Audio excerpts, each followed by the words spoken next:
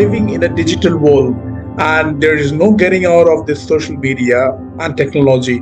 But have you ever thought that we are really constantly getting immersed into a wormhole, and gradually our personal identity, our personal productivity is getting swollen up by this digital media? So what exactly we should do?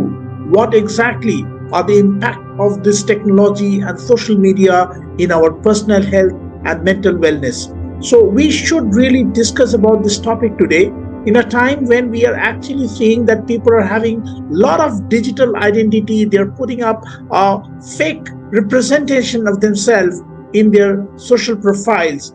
How much really it is going to impact their wellness in a time when we have a lot of digital friends around you, but still we are getting day by day into the depression. It has been seen by a recent study by the CDC in the United States that almost 60% of the youngsters and the teenage, they're really getting hopeless and they're getting immersed into depression. So what is the reason of that?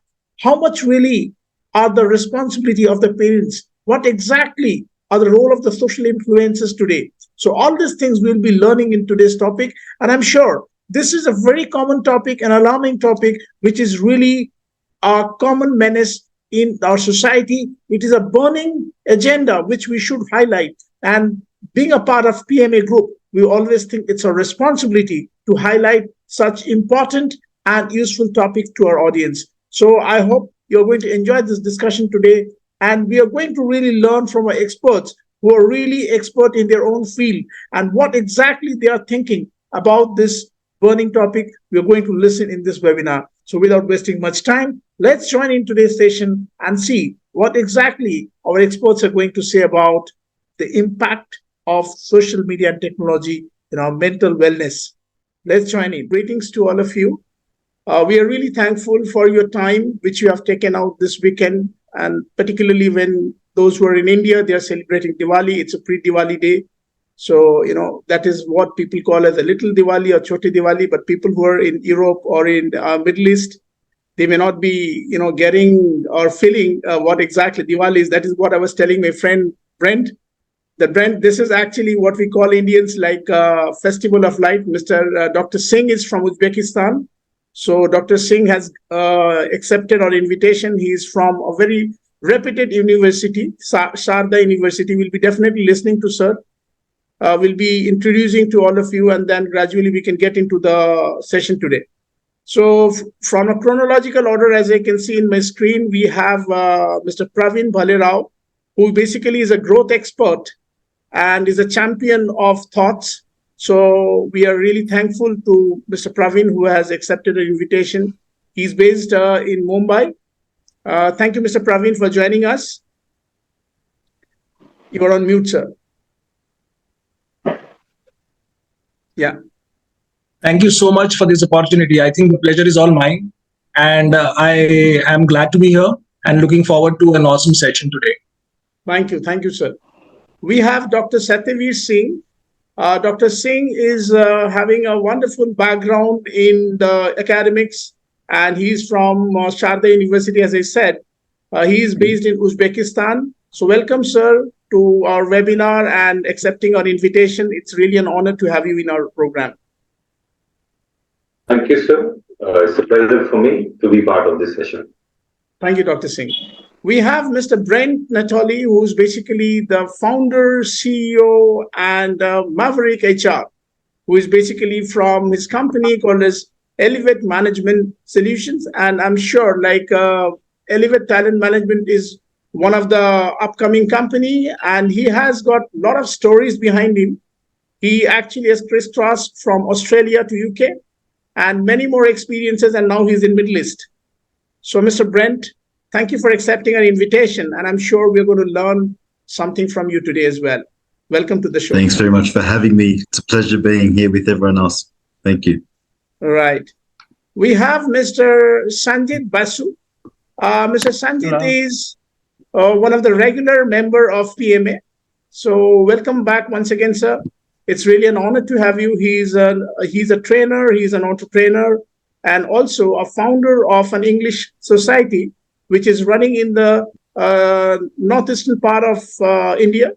And we are really proud of having Mr. Sanjit in our show today. Thank you, sir. It's my honor to be here. Thank you so Right. much. We have Mr. Arnab Bural, who is a powerful speaker. He's an ex-Infosian. He's basically a maverick motivator. Wherever he goes, he charges up people like anything. Recently, he's back from his vacation, but I'm so honored that he has gladly accepted the invitation today. He keeps himself very busy. And after his vacation, he's back. So we are really glad to have you once again in our show, sir. Welcome back. My pleasure. It's absolutely my pleasure. Right. We have Mr. Anil Mishra. Mr. Anil Mishra is a very close acquaintance of mine, and we have met few days back. And it was a coincidence we met in Dubai. And sir was here for one of his event. Mr. Mishra is basically an entrepreneur. He's an experienced HR, has worked with several international companies, but he's now on his own journey of entrepreneurship. He's a trainer, motivator, and a thought leader. So welcome, Mr. Mishra, to the show. And he's basically the founder of a society called as EduOn. So it's really an honor to have you today in our show. Thank you so much for having me here, Professor Das. My pleasure, absolutely. Thank you. Thank you, sir. And we have our audience today, Mr. Partha Chatterjee. He actually is one of the very old acquaintance of mine. He's a mentor. He's a senior, HR person who has been in industry for a very long time. And I see him as one of the pillars of the human resource industry, human resource domain. I see Mr. Partha to be one of the honorable person who has taken the invitation. And on a very short notice, he has accepted it. So I know that in Diwali, he should be busy with his family, but thank you for taking out the time to be a part of our session today. Welcome. Thank you, Mr. Das. It's my pleasure. Thank you very much. Happy Diwali to each and everybody. All right. And I can see that there is one more participant here today. If you could just open your video, or if you can just tell your name, if you can. Who is it, please? Somebody. All right. So I also welcome you for this show, and I'm sure like you would be getting a lot of takeaways today. So I request all of you to be there and stay tuned so that we can take away this conversation. So without wasting much time, I just want to set the quick background for today's session. As we know that we have got an interesting topic. Our topic is how social media and technology is impacting the mental health or mental wellness. We all know that we actually have no getting out of this social culture. So we all have our social existence, whether it's a Facebook, Insta, Twitter, or any other forum. But we all want to be active. And that is why we see that most of our time goes behind the smart screen. So we actually are keeping ourselves busy, and every moment we are trying to get a validation. And no matter whatever it takes, we really make sure that we can check our social update, we can check our status, and we are really busy to know that how many validation and how many likes have fallen in our next or the updated status, how many people have liked our posting. And if we do not find that, we really get into some kind of anxiety. So I think today our experts will be shedding more light into that, and they will be talking about the impact of this social media, this social culture in our life. It's really an interesting technology, but how exactly this technology is becoming a matter of concern, because every good thing has also its bad side. So what exactly are the cons, and how exactly to handle these cons? I'm sure like our experts who are going to shed light on that. We would be talking on fear of missing out. We will be talking on FOMO. We'll be talking on the crisis, which is really coming up to the generations. Today, people are getting so obsessed that people, if they don't get their validation and likes, or they don't get any kind of certification from others, we feel that we are really the inferior creature in this world and we are having no right to live. And what exactly we can do to really overcome this obsession, what exactly we can do to create a balance and to make sure that we take only the good things out of this social media and technology. So I'm sure we all have faced these situations in our life, in our family, with our kids and people around us.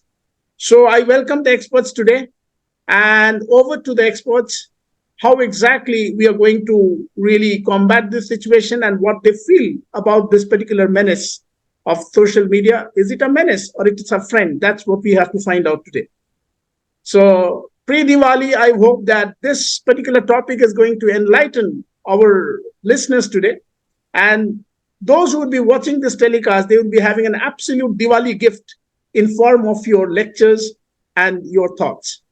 So I would request maybe Mr. Arnab to start the session, and if we can just go as usual with this power-packed opening. Yes, Mr. Arnab. Right. Good morning, afternoon, evening, everybody, wherever in the world you are. The first thing that here, what I would want to kind of focus on is that media has been in within around humanity for the last about uh, 60 years, right, 50, 60 years, whether you talk when it started with radio, to be very honest. But initially, media was one-sided. So, which is where you were talking about radio, you were talking about television, and you were only on the receiving end, and you couldn't really go back and share something with the person across the screen. Now, then came the internet, which is when you started exchanging thoughts on the internet, and which is where media basically became literally social, which is where it's called social media. Now, even when you talk about social media in the initial phase, every uh, everything in this world, like we all know, has a positive side and a negative side. Yes, social media is has a very strong positive angle, which is basically the promotion, the marketing, the visibility, etc. of anything that you want to probably bring into this world. Whether it's a service that you want to sell, whether it's a product that you want to showcase, anything. You could probably there are situations where I cannot probably call you, but you maybe if I'm not home and my mom is worried, or my wife is worried, and I'm not home, I can't pick up the phone, but she notices that I am online on one of my social media chat networks, which gives her this idea that he is fine, you know.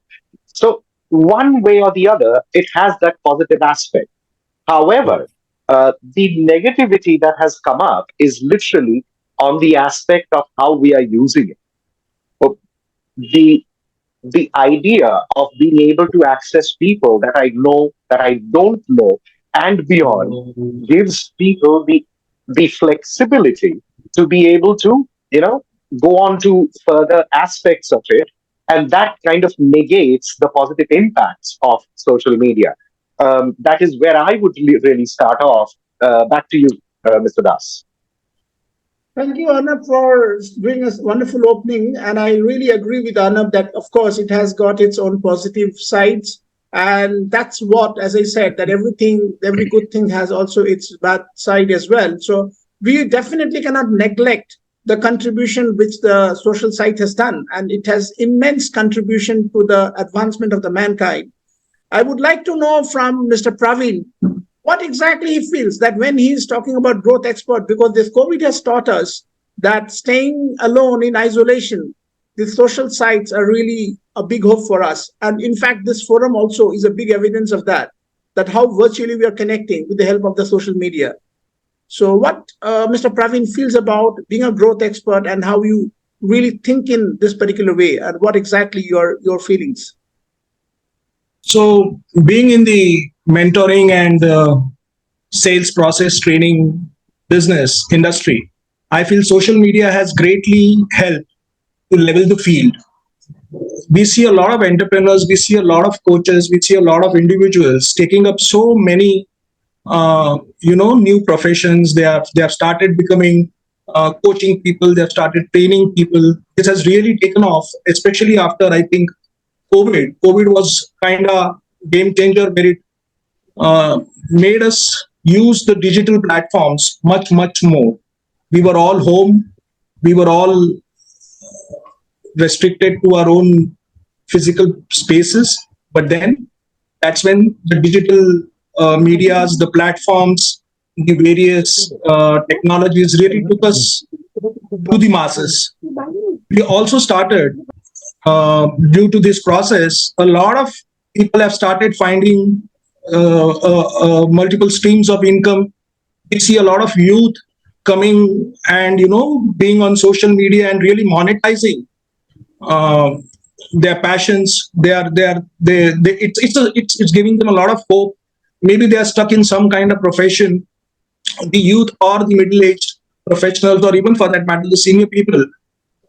They didn't have an option before, maybe, but with the advent of the digital technologies, uh, they now have, I would say, an outlet where they would be pursuing where they can pursue their passions in a very meaningful way. They can impact lives of many, many, many people with their thoughts and ideas, and at the same time monetize, make some revenues, start organizations, have startups, which really create a lot of impact and create a lot of revenue for them, and it also becomes a source of passive income in today's world of job uncertainties, or maybe people juggling a lot of stress pressures.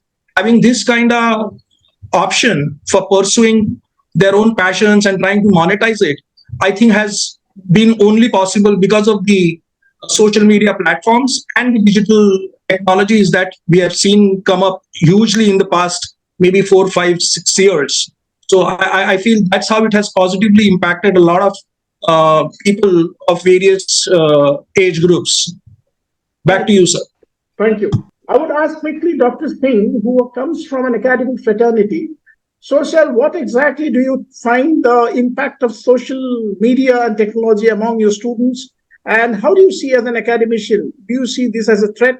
And of course, I cannot neglect the contributions, which definitely Mr. Praveen and all of you agree. But then, what exactly is the downside? How exactly you see the downside, and how you really see the situation right now, the present generation handling it? Okay, thank you for the opportunity, Mr. Prem Kumarji. I was listening Arnab sir, and I was also listening Praveen sir. They both have spoken very positive about social media. Yes, there is everything. Every coin has two sides, and the positivity is always there. And as Praveen sir has said that yes, there is multiple opportunities to do business, entrepreneurship, startups, make revenues.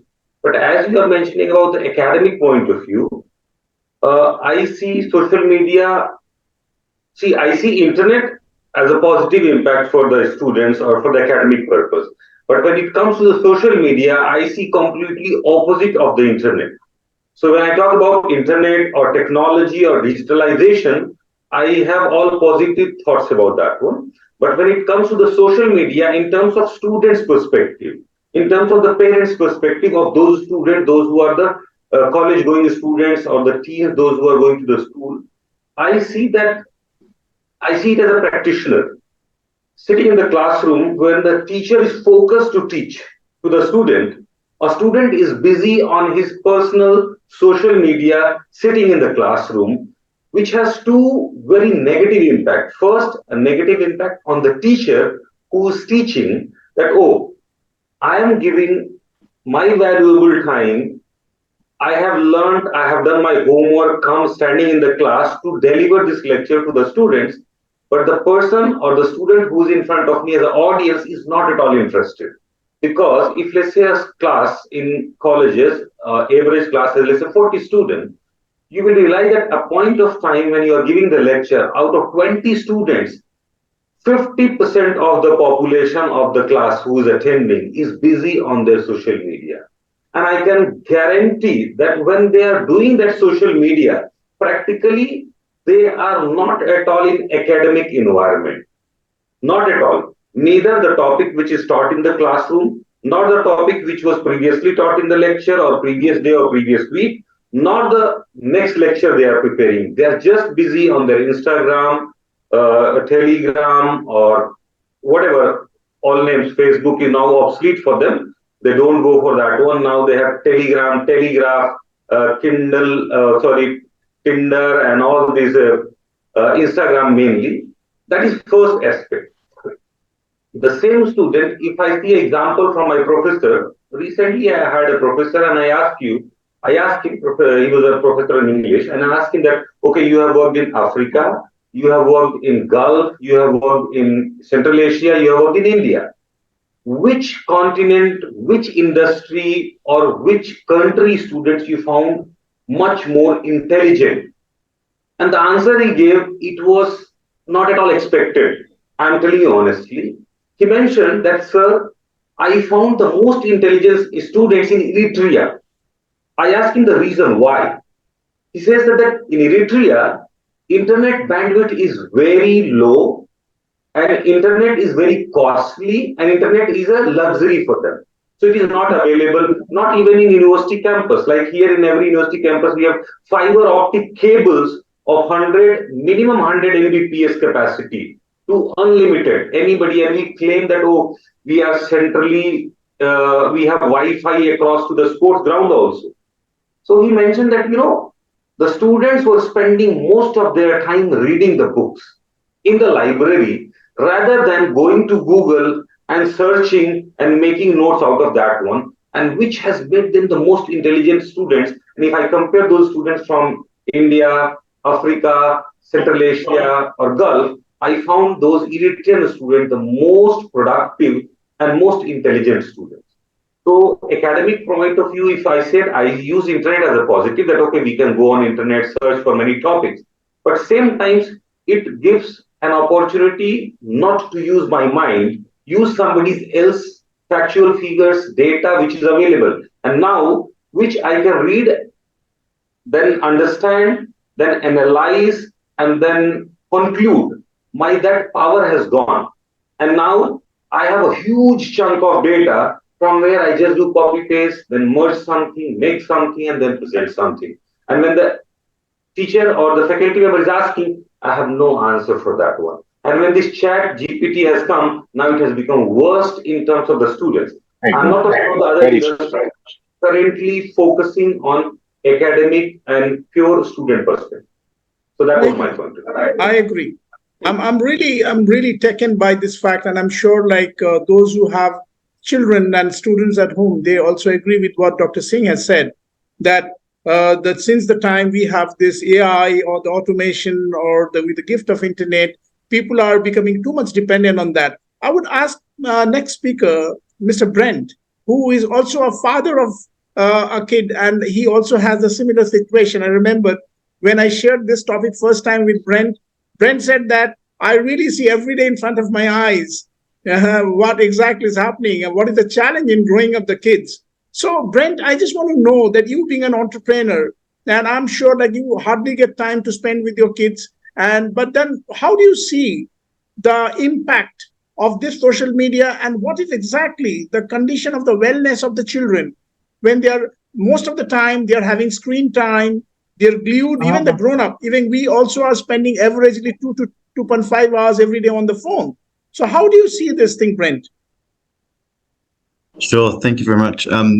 Look, I think, the positives that have been discussed are great, but in terms of the negatives when it comes to children, especially I have a 12-year-old son, but these social media platforms and like Instagram, TikTok, all those sort of things, they run specific algorithms that make you essentially addicted to scrolling.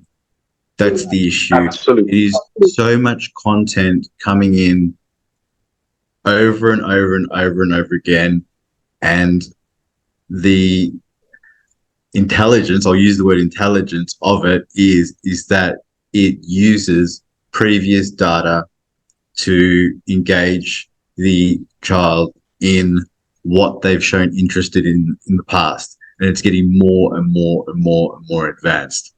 I think the issue around it these days and what's difficult is that when I was younger, a long time ago now, we didn't use our laptops or phones we didn't have phones. We didn't have laptops.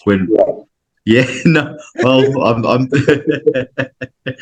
I'm 42, so I don't know about that, but we're getting up there. But when it was time to come home from school, we got our books out, we did our homework. These days, we have laptops, we have mobile phones. There's online classes. There's ChatGPT, as was mentioned. There's a whole range of ways that you can become lazy, complacent, not absorbing the right information. Absolutely. Absolutely. You're filling your brain with entertainment, which the negatives that I see. Pointless entertainment, I would say, Brent. Pointless entertainment.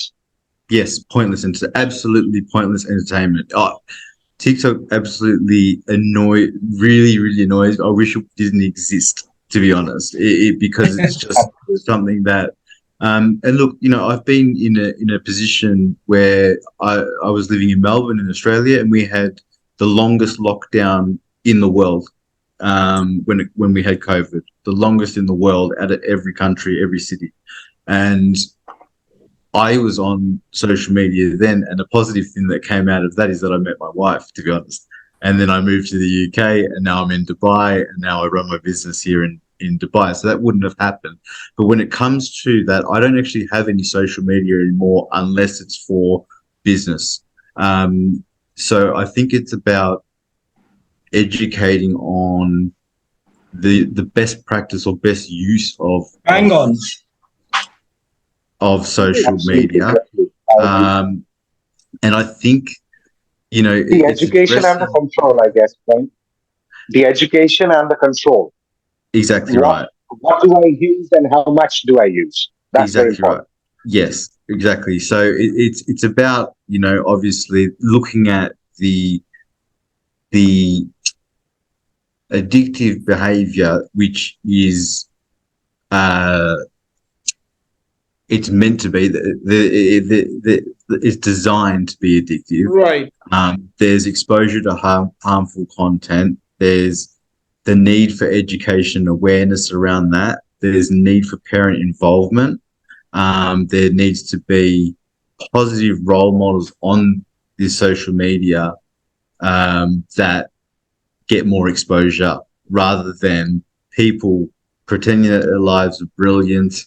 And you mentioned, Ms. Marika, the idea of FOMO, fear of missing out or not living up to a certain expectation because someone's life looks so amazing, which isn't real.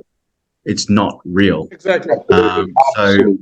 So I think that because most of the stuff on social media is actually fake. You basically take a photograph because you want to show it in social media. So actually, that's not really true. You're building it, right? I'll just take this. I'll take this topic. Let's park it for now. I'll come to Mr. Anil.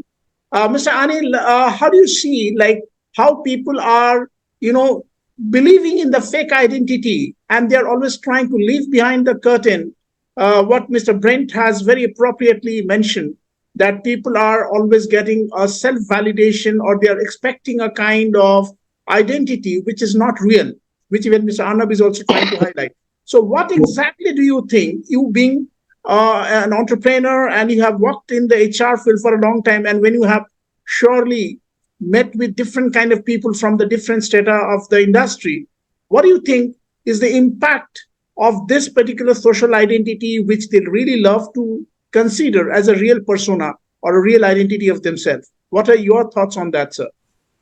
Yeah, great question, Professor Das. Thanks for asking me that. But I want to little step back and try to get into the root cause. When in corporates, being in HR, we often talk about how multi-generational workforce and how the way they look at workplaces or the social strata is completely different. Now, when I'm talking about the new kids on the block, I'm talking about Gen Z, typically the people who were born after 1995.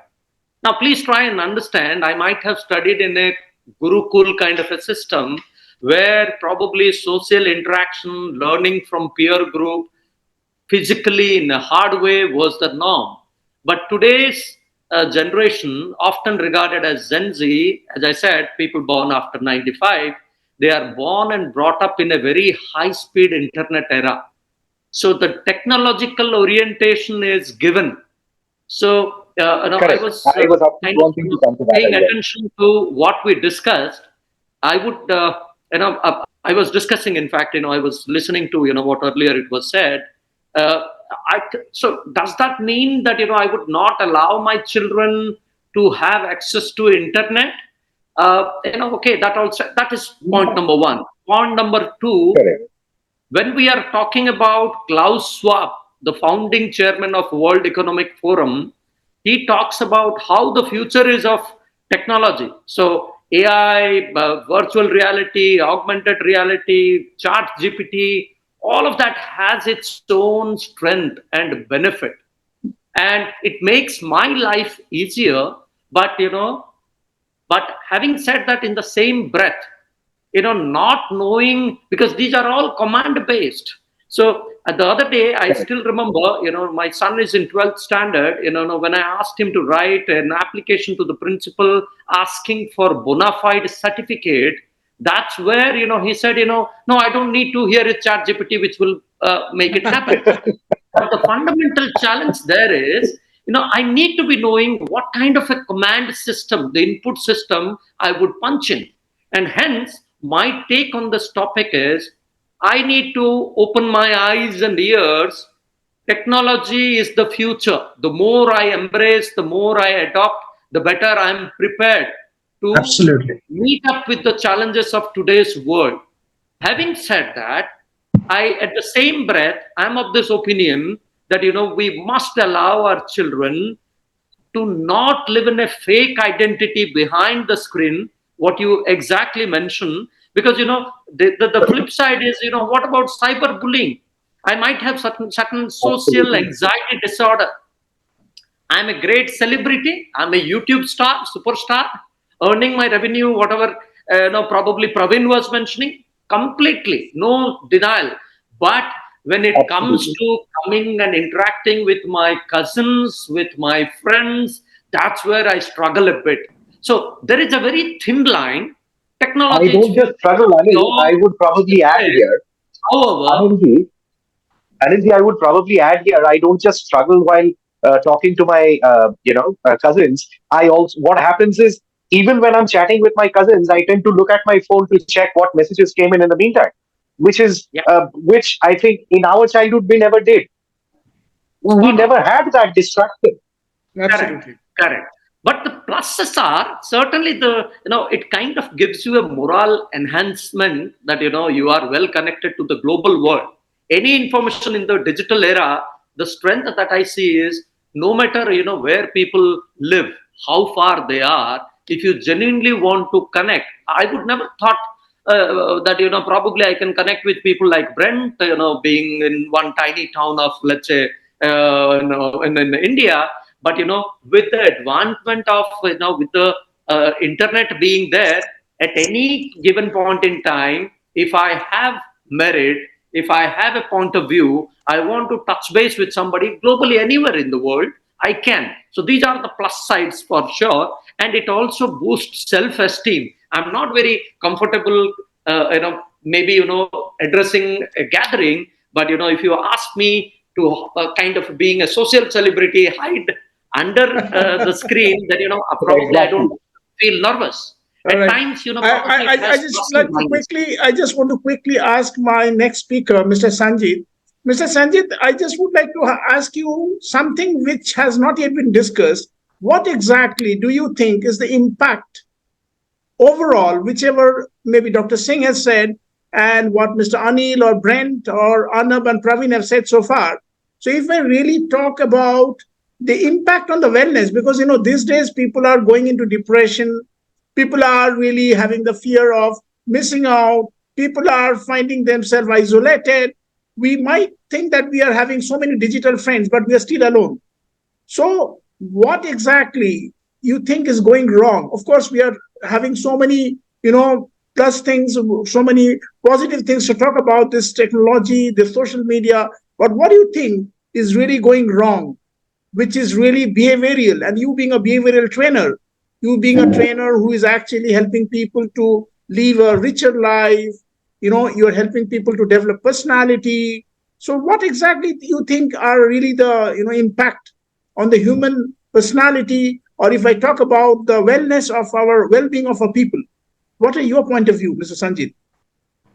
Okay, thank you so much for giving me this opportunity. And you see, I have been listening to all those great speakers. They have said a lot, and I think there is nothing to say after after this. But still, I want to say one thing, that is, as Mr. Das said, FOMO, fear of missing out.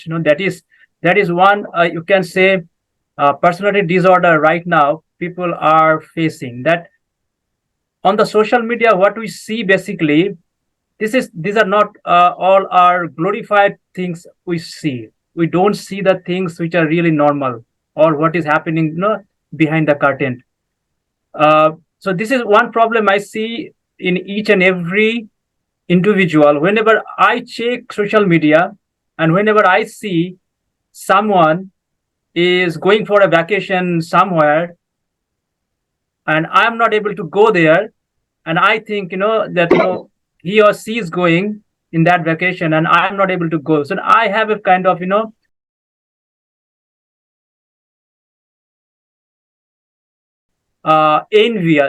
that yes, he or she is having a wonderful life.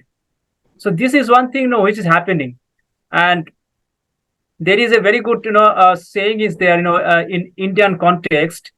So your profile picture is not as handsome or as beautiful as Facebook profile, not as ugly as your Aadhaar card picture. So the So so Aadhaar the card is, Brent, it's a national ID. I just want to tell you, it's a national ID. And that is not only for India, it's for everywhere globally. So people having national ID never represent your real picture. So thank you absolutely. for that. So the thing is that whatever is uh, glorified, whatever is beautiful, whatever is nice, we only project on the social media. But what is happening behind that, we never see. Whatever problems are happening in our society, we never project that. So once we do this, then it would be justified. You have the bad things, you have the good things as well in your life. But this is not happening. This is not happening in social media. This is what I feel is a very, very disturbing, because everybody is showing their good things only, not the bad things. But the So I person, just have a question. I have a question. I would just come back to Mr. Partha. I know him as a senior HR, and being in the industry, he is almost like a kind of a HR guru now by this time. So Partha sir, what exactly do you think when you meet with a lot of people and you have so many young people around you who are in the HR field? So what exactly do you think about the pretension, not only about the social media, but you also have seen definitely in your organization or the people whom you handle? What exactly do you think about the notion, or basically the attitude of people to pretend? Thank you very much. I have two things to say based on Dr. Singh's and other esteemed speakers. That question is not that the classroom and all this thing. Question is what we can see right now. What is important right now? Not that the emotional intelligence is not much required. Lacking is the focus, right? And when during our when we were student, our class duration was 30 minutes to 45 minutes. But engaging with the same pattern of learning and all, we cannot engage anybody for that 30 to 45 minutes. One thing. Correct. Number thing, very short period of time, the people or student or individual has focus area, and like other esteemed speaker has said that while just interacting with our cousin also, we used to check whether any message or not like this. So, so what happened? It is called intermittent focus time. intermittent Correct. focus time is very important, and this intermittent focus time or lack of focus is, we cannot deny that the social media has that impact. But question is that chat gpt and all this thing is inevitable, we cannot deny it. But fact remains, 15 or 30 years back when calculator came, people say all mathematics calculation all will be wipe out. But what we have seen, more formulas, more logic, everything. Lastly, I like to conclude, that is what childhood we are offering to our kids.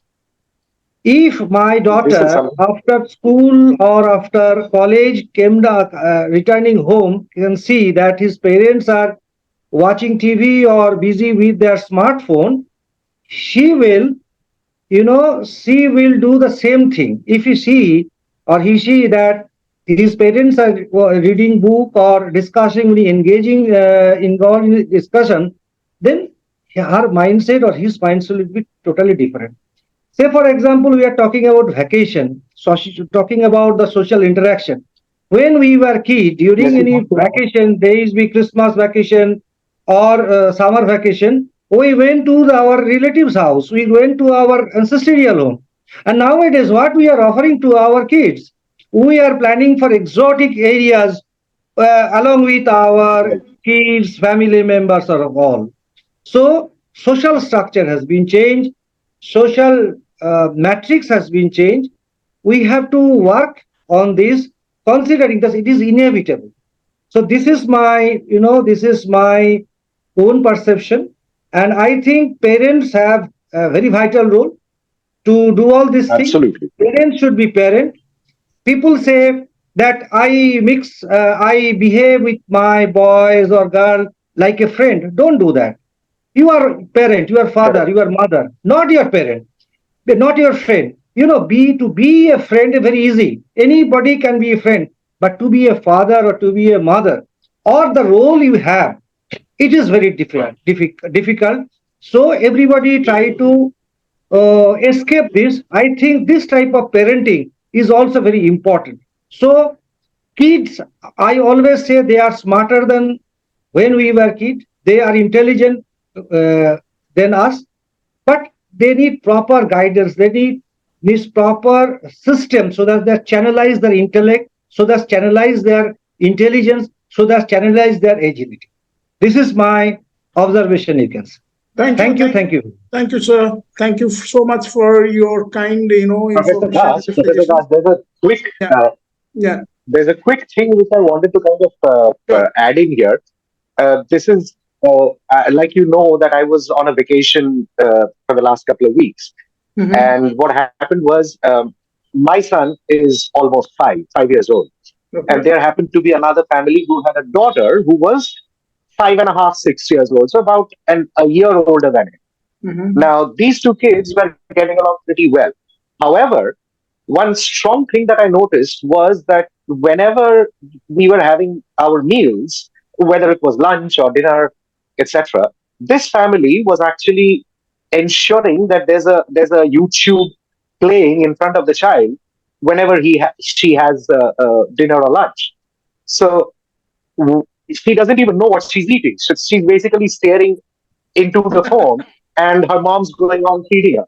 Whereas my child I have stiffly made sure that he doesn't get involved with phones at all. So my child was instead having his own lunch and dinner by himself. So there were the other families were asking me, how did you manage doing that? I said, by making sure that he does not get attached to the phone. So that, I mean, just what I think this sir just mentioned is very, very important. The parents' role here is extremely important to control the impact of social media on a child's mental setup, which can further, um, uh, complicate their persona, if I I may put it agree. that way. Absolutely. Agree. Over to I'll you. quickly Absolutely. come back to Absolutely. Mr. Brent. Absolutely. Thank you, Partha sir. Thank you, Mr. Arnab. I'll quickly come back to Brent. You being a father and who basically have immigrated of late from Australia to again UK, and then now you're back in Middle East.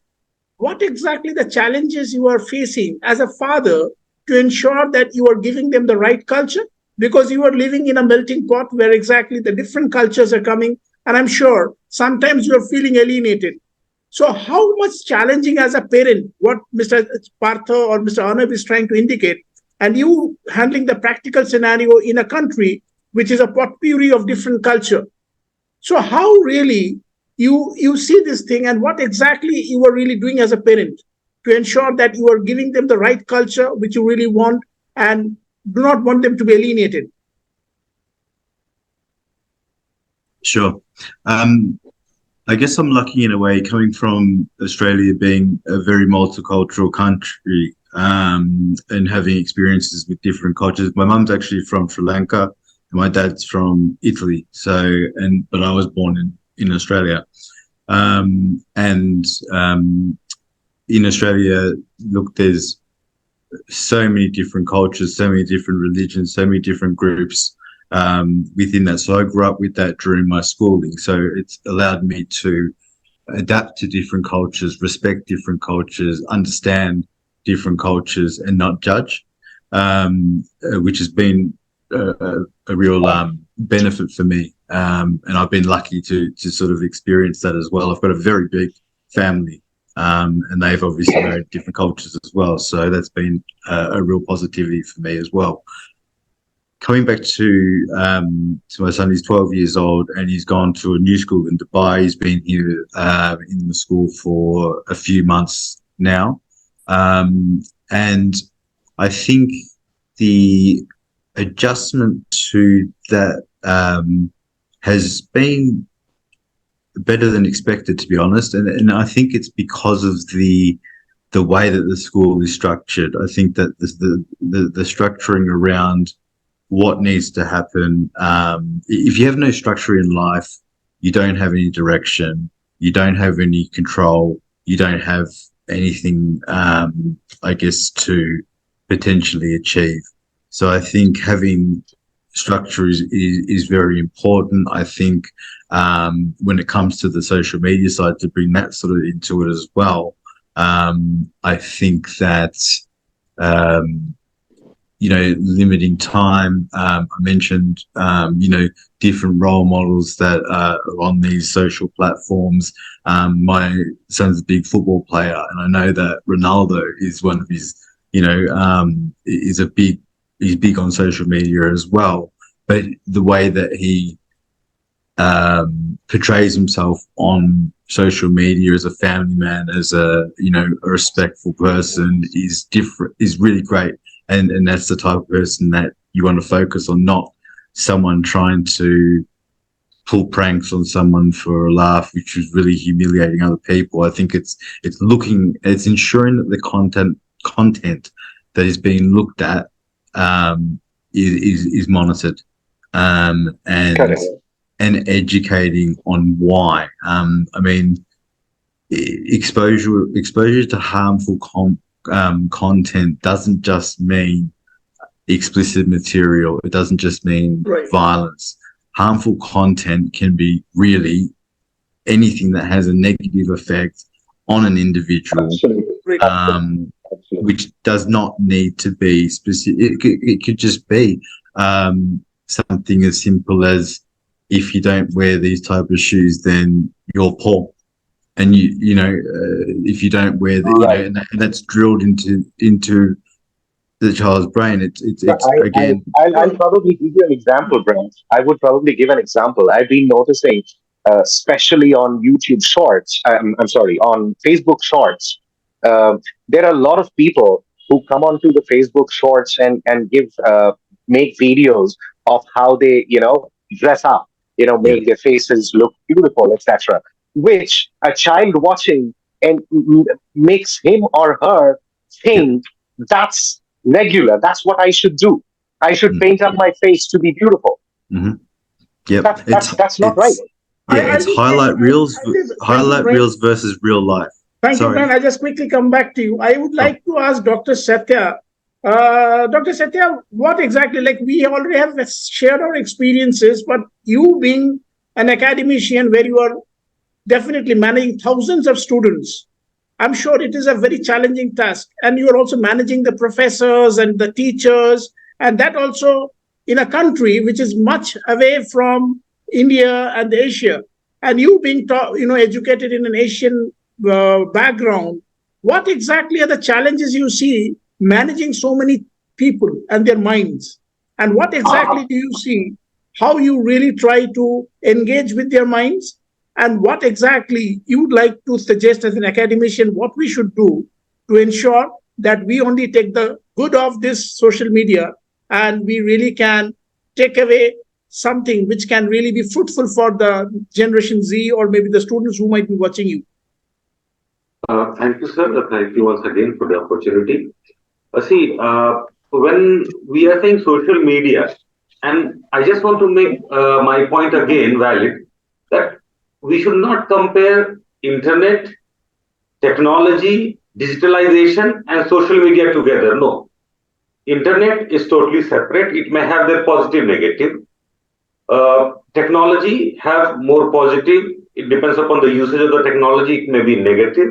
And when you say about social media, in social media, I see the percentage of positiveness is low, negativity is high. Where in technology, in internet, the positiveness is higher.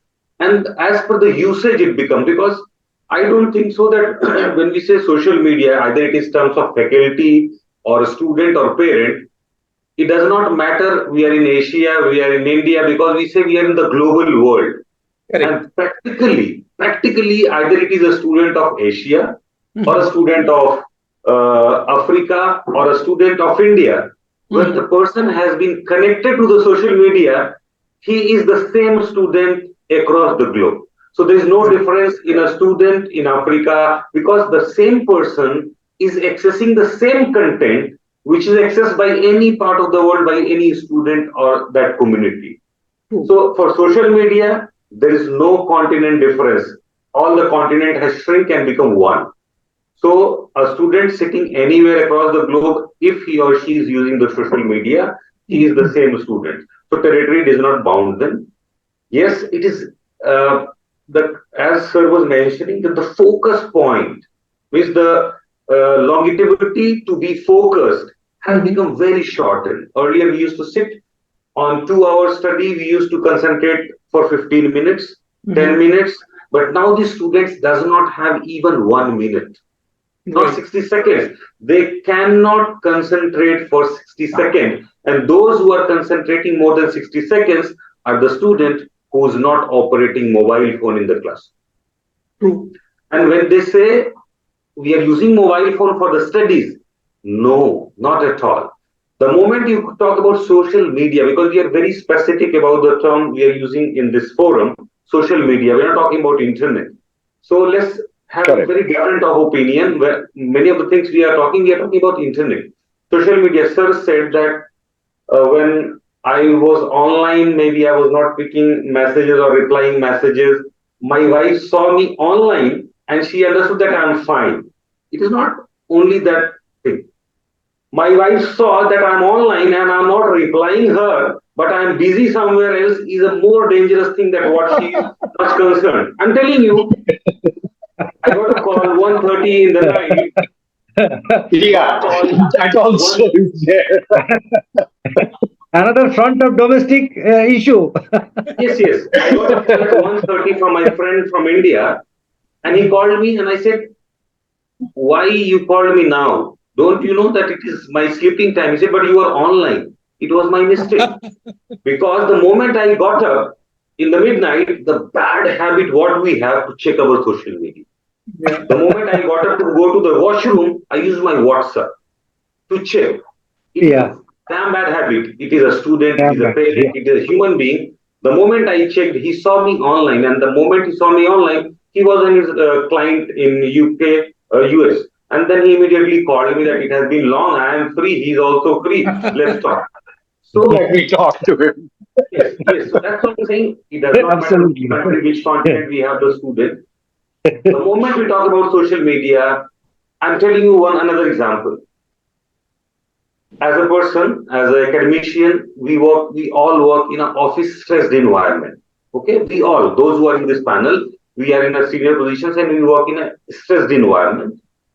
Many times the environment is so stressed, but practically I'm telling you, it is not stressed if we stop our phone just 2 meters away from me where I have to get up and take the phone. Because the moment my boss buzzes me on this phone, on my WhatsApp, immediately my blood pressure goes high that what he is saying, what he wants from me, then he will give me a small task. But if I just keep the phone away 2 meters from me and I'm busy in my regular task, after 2 hours, I check the phone. By the time he is not online, I read his message, I perform the work. But the moment he say me hello and I reply him, it's like a fight. We start. It is not a communication because you will reply, he will reply, you will reply, he will reply. And it goes as a ping pong ball, like a table tennis. Where if my phone is away, social media is available on the phone, but I am not available to the social media. Okay. So I have to decide that when I have to make myself available to the social media, how much duration I have to make myself to the social media. That's important. So in a classroom, when we give this opportunity to the student to understand that social media is not running anywhere, social media is there waiting for you day and night. When you decide that you are free, please go on the social media rather than 24/7 giving attendance on the social media. So that only if you teach in the classroom, remaining topics can be taught so easily in the class. Thank you, sir. Thank you so much. I would just like to thank you for giving this wonderful opportunity to understand this point. I'll quickly go to Mr. Sanjit. Mr. Sanjit, I will definitely listen to you, but I would like to ask you also, don't you think that we are all actually today the product of social media? So how do you think about it? Because social media is using we as a product. So we being the product of social media, we are selling ourselves. So and how exactly do you see that? Of course, I know you have a point to be made. Yeah. So maybe if you can So, also highlight yeah, something. Like as I have been listening to Dr. Sattavir Singh, one thing is that the content of social media is easily available. It is in our fingertips. Anytime, any place we can access this, whether it is a good or whether it is a bad. That doesn't the issue. The problem is that we are attuned to get the bad things first, or it is our behavior that we are always attracted to the bad things, not the good things. Okay, so if we want to attract good things, we have to have the habit, as Mr. Dr. Sattavir Singh was saying, that the first thing we do in the morning, we check social that WhatsApp or maybe Instagram or maybe Facebook, that how many likes I got or how many share I got, from the if there's a Facebook content. But the problem is there only. It is easily available, or it can be easily accessed. So we have to have the habit, or we have to grow the habit that we should not always go to that. correct. And we have to make that habit. And habit happens not in a day, not 2 days, 3 days. It had to be done, on a regular basis. And one thing I always suggest to everyone, there has to be digital fasting. As we fast, we don't take the food for in some time. We take that. So social media fasting is also very, very important. There has to be a time that today I'm not going to watch any kind of social media, be it Facebook, Instagram, WhatsApp, whatever it is. So if we grow that kind of mentality, then we will have the power to control our mind. Basically, what is happening now, the mind is controlling us. It is not we are being controlled by the mind. So we have to control our mind, and for that we have to take some necessary action. We have to grow the habits. Then only it can be possible. And as always I say that technology is a bad master but a good servant. So if we let technology to drive us, then it is going to be bad thing for humankind. But we have to control technology. Technology itself is not a good or bad. How we use it, that is the main thing. So it is our responsibility that how we are going to use technology. So that is what I want to say. Thank you. All right. I would just come to Praveen. Praveen also wanted to make some point. Yes, Praveen, if you can. Yeah. So before I elucidated, the positives and how the technology and digital social platforms have helped us, but that was from a particular viewpoint of mine. I'm father of twin daughters who are in their teens. They are 15 years old. So I distinctly remember 3 years back, before COVID, they were about 12, 13 years old. And the usage of mobile and laptop was absolutely next to 0% for them. But with the incidence of COVID, the necessities were such that we had to give them access to laptops and mobiles. Now, whatever said and done, that was the need of the hour for many and almost all the parents in the country. And so they got that, and of course, they got exposed to it. I've heard all the esteemed panelists, and I absolutely agree that there is a downside to especially to the teens, adults, to the young children, as far as social media is concerned. I want to say that there are about five.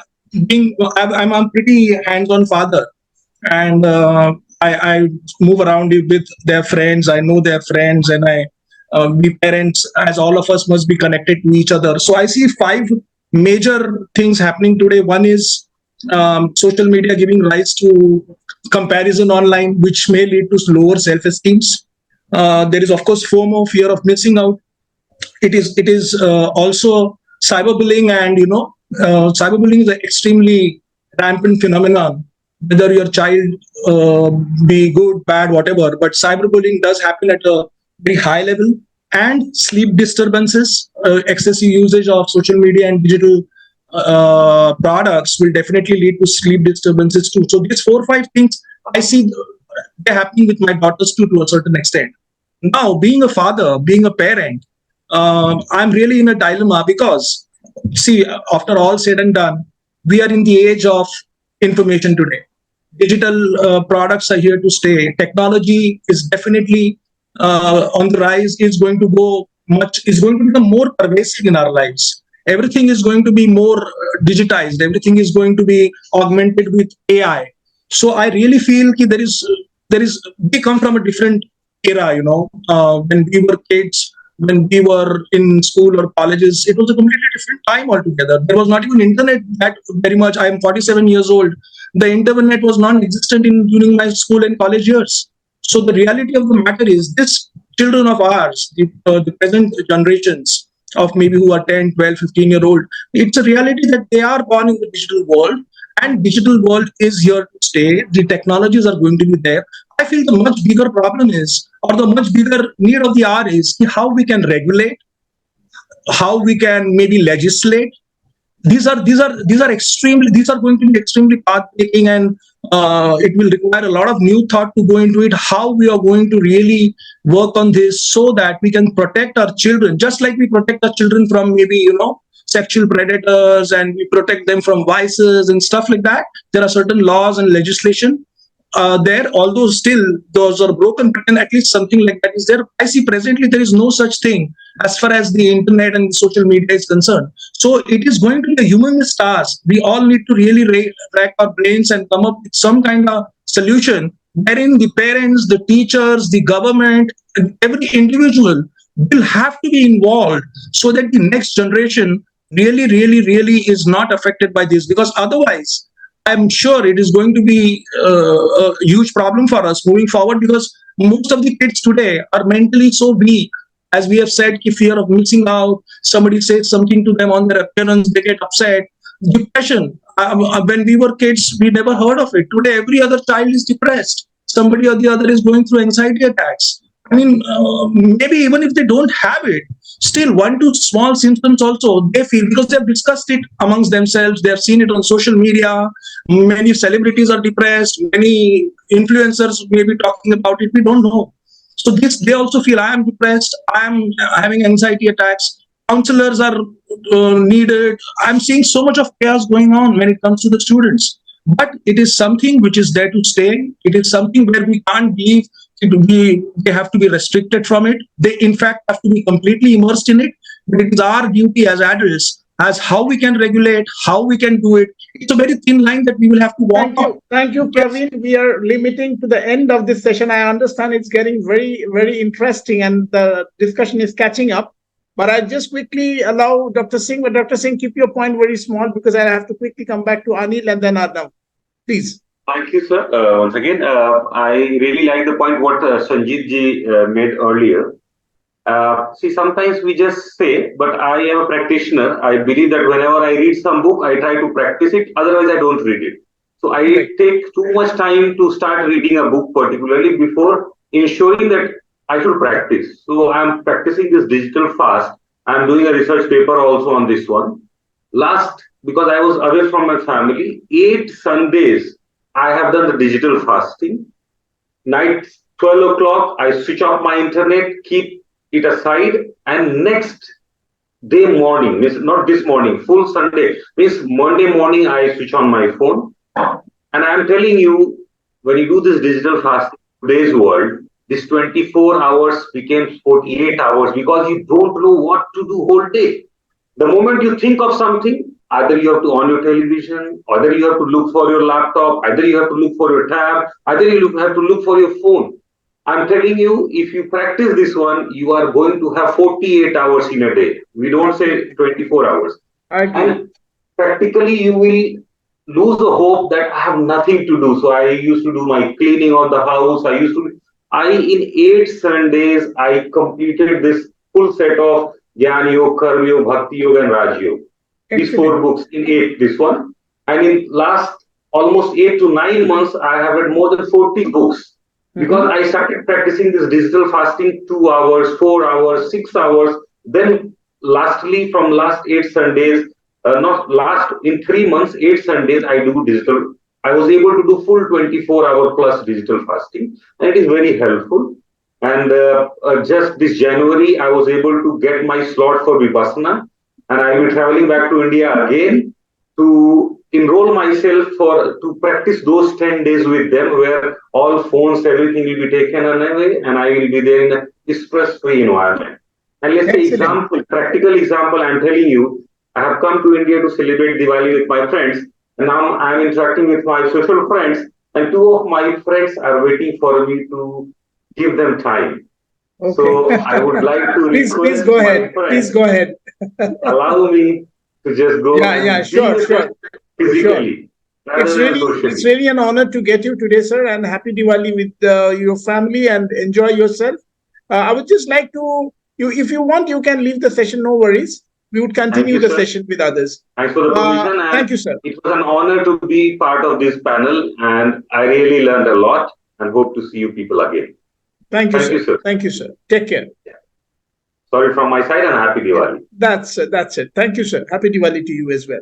I would come to Mr. Anil. Mr. Anil, if you can just tell me, like I already highlighted a point that in the world of social media, when we are actually talking about, getting exploited or, sometimes we are feeling insecure and we are trying to make sure that we are every time updated and we are connected to people. And that is where from the fear of missing out comes.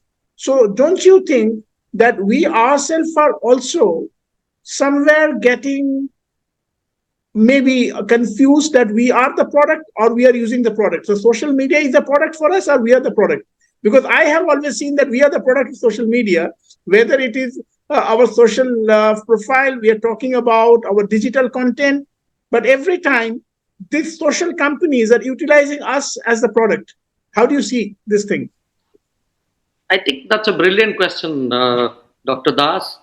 I could not agree more.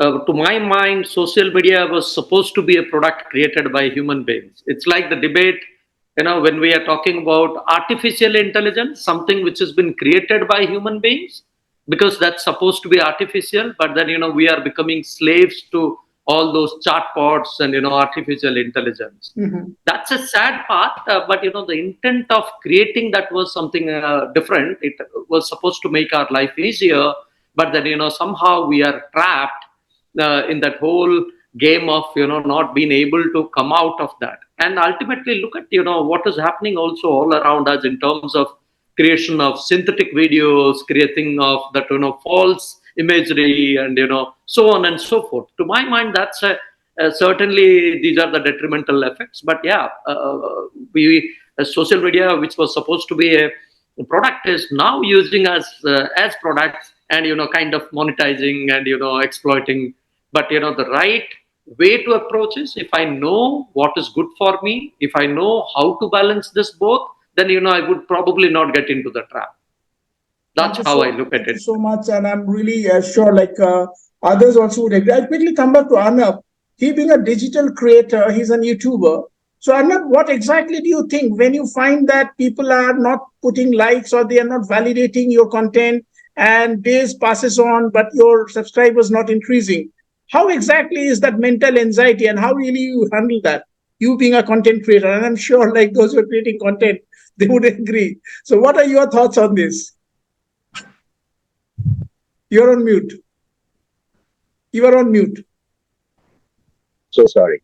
Yeah, my first response to that would be, please go ahead and check my YouTube has very limited followers. No, I'm particularly saying this. My YouTube has very low numbers of followers, and I'm perfectly fine with that. It possibly has around 80 change followers, which is, I'm okay with that. It's nothing personal. I'm just nothing personal. I'm just trying to take this as a case study for our viewers, that what is the takeaway. So how you handle that. So when Absolutely. I create a content, that's exactly what I'm coming to. When I create a content, when I'm creating a content, see, my YouTube is more about leadership. So I build leadership stories from mythology. Stories of mythological stories. Yeah. So that could be Indian mythology and world mythology. But that might not appeal to people, which is absolutely fine with me. Yeah. So even though whatever content or whatever subscribers I have gained over the last 3, 4, 5, 6, 8 months, whatever, that has all come naturally. So there has not been, yes, I do post them on my Facebook and LinkedIn, but that's it. I do not push my content. There have been people who have approached me to say that, we are social media promoters. We will promote your YouTube channel. I said, no, thank you. I'm perfectly fine with it. But then the anxiety, there are people who have this anxiety of their product not being viewed much. So like I was mentioning earlier, I have actually come across quite a number of these. The people who do these, they dress up, bride dressing. Yeah, they dress up brides for weddings. The trend of Insta reels. People make reels. Correct. Yeah. Correct. They make these reels where they are changing their own faces into something absolutely which they don't look like.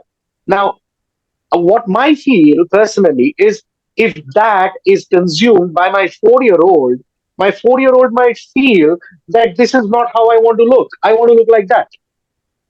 Is that something which we want social media to impact them with?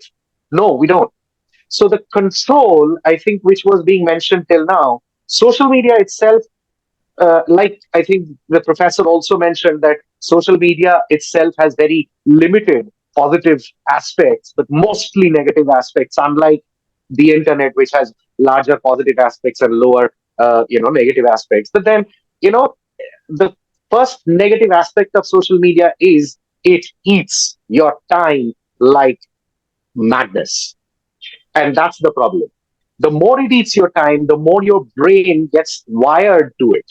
And the more your brain gets wired to it, the primary things that you need to remember and kind of digest, kind of consume, you still miss out on them. So when in class, it is more like, I think two of the professors have mentioned that in class there have been people who are checking their Instas and Facebooks, etc. I personally have been training for quite a while, Professor Das, and I have personally seen that, at least in my sessions, I have never seen anyone check their social media. That's probably because I keep them engaged. So the engagement. That's what I just want. I'm sorry to interrupt you, but I believe. No, please. I believe, because this point has been raised by the professors multiple number of times, and I believe it is all about engagement. It is all about engagement. Today's kids Correct. are not going to sit and learn what you're teaching them, history, geography, maths, just by rote. They want to be engaged. They want to, as we are rightly saying, we are a global world today. They see the methodologies all across the world, and whoever is going to be more engaging, he is going to capture the attention. Absolutely. I'm particularly saying that I would probably pick up. I was recently visiting Rajasthan, wherein when I was, there were stories of Padmavat, which I heard from people there, yeah, from the forts, families who still live in those forts, yeah, because these forts are extended cities. So there are still families of people who have been down from those generations, yeah. So I have heard of stories, and I feel that this is absolutely necessary. The problem is the engagement isn't there. A teacher is not, a student is not listening to you in class because you're not engaging him, because you are not, you're not binding him to a point that this person comes and says, oh, wow, Arnab, it was amazing to sit in your session, and comes and gets into a conversation. That's because you're not gripping him that way. So that's what is necessary. The more you do that, the more engaging other things are. Social media will gradually lose its importance, or the mileage that it currently has. That's what I would probably say is the most important thing that's necessary to be done. Thank you so much, Mr. Arnab, and thank you to all. I'm sure, like, you all have loved this session, but then again, every good thing has to come to an end. Thank you, Mr. Brain, Mr. Praveen, Mr. Sanjit, and all the wonderful speakers who have been. Thank you, Mr. Ajit Seema, who has been listening to us. So thank you all. Make the conclusion today by saying that we have some wonderful takeaway, but as it is very clear from all our speakers, that it is all on us that how exactly we want to utilize this technology, whether it is for the betterment or it is just on a way that how we are wasting our time, because technology is a big wormhole. It is going to really digest you if you are not really aware of it. You have to be aware that it is a double-edged sword, that the way you can find this technology to be helpful, the technology, even in your unconscious, can eat you up. So it is going to swallow your digital, your habit.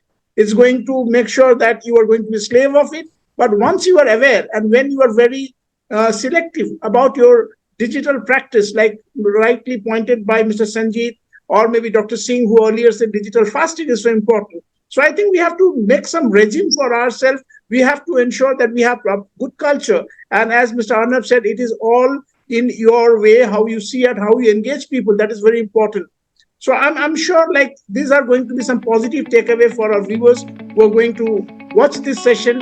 Tomorrow there will be a repeat telecast of this entire recording of this webinar in my YouTube channel. I'll be sharing the link to you all so that you can pass it on to your dear and near ones who would be further benefited by this talk show.